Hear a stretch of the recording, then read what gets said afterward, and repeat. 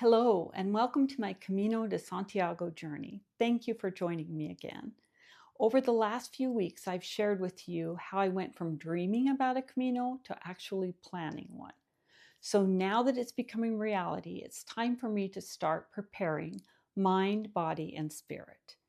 Today, I want to focus on what I'm doing to prepare my mind, how I'm educating myself to have the best possible Camino experience.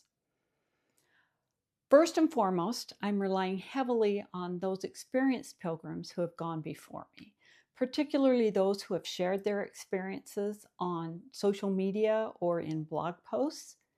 There is an abundance of information out there, and everybody's story is a little bit different. They offer different advice. So, what I like to do is just take it all in, see what resonates with me, and then make my own decisions.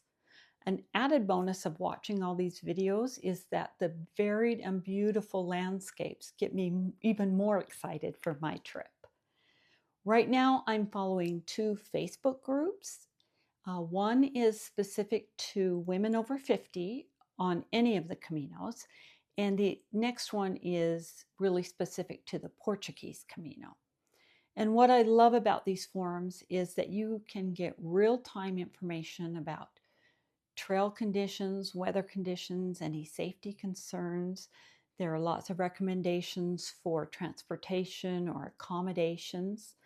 But the really great thing is that you can ask your questions and you'll get some very thoughtful responses almost immediately. So if you're wondering, are there restroom facilities along the trail I've chosen? Or how much money should I bring?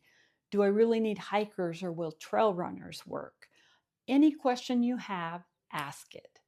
One of the really common questions is, do I need to know Spanish to enjoy the Camino?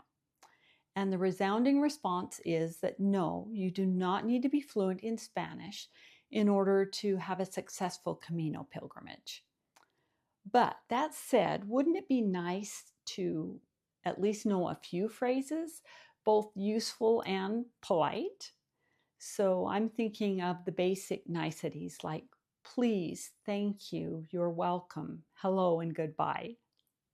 But also the really important things like, may I have a cup of coffee, please? Or where is the bathroom? So towards that end, I've been spending some time each day with the Duolingo app. I know I'm not going to become fluent in Spanish in 4 months by just using the app, but I'm hoping that I will at least learn enough that I can show that I gave it some thought, that I tried. And I think that's working. So let me practice a couple phrases on you. Buenos dias, mucho gusto. Me llama Christy. Yo quiero un café, por favor. ¿Y dónde es el baño? Gracias.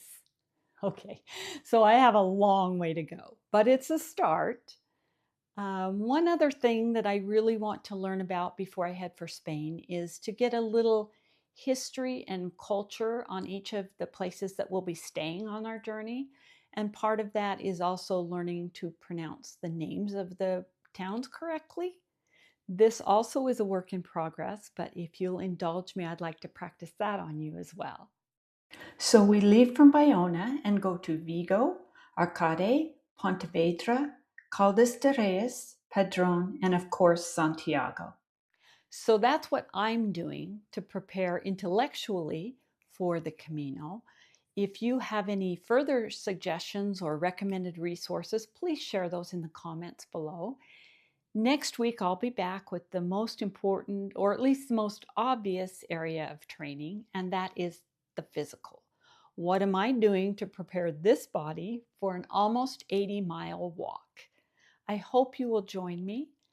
And until then, enjoy your journey, or disfrutas tu viaje.